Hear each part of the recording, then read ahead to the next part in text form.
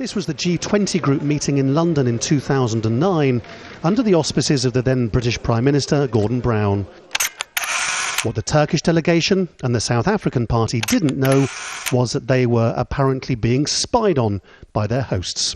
You're exposed to a lot more. At least that's according to the CIA whistleblower Edward Snowden. The why is easy enough. Mr. Snowden says it was for the British to gain an advantage in the talks. The how is fascinating.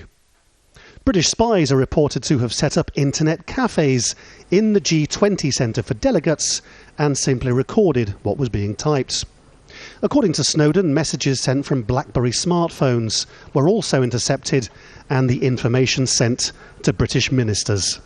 It is almost surprising that these people are relying on smartphones and trusting that they won't be monitored. This shouldn't come as a shock. There's been plenty of revelations, really, that the NSA and GCHQ and the other associated intelligence services spy on their allies. Mr. Snowden also claims that the Americans and British were also tapped into the private calls of the then Russian president, Dmitry Medvedev. He was billed by the US at the time as the new great Russian friend who would reset relations with a softer face from Moscow.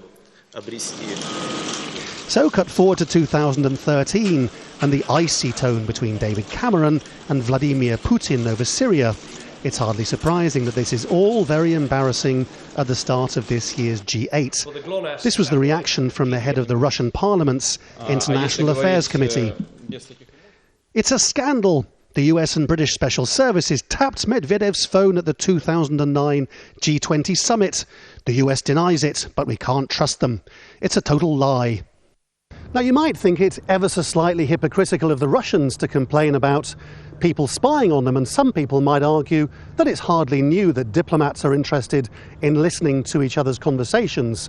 Certainly, in civil liberties terms, none of this is anything like as inflammatory as the original allegation that the Americans had been involved in the blanket surveillance of civilian conversations.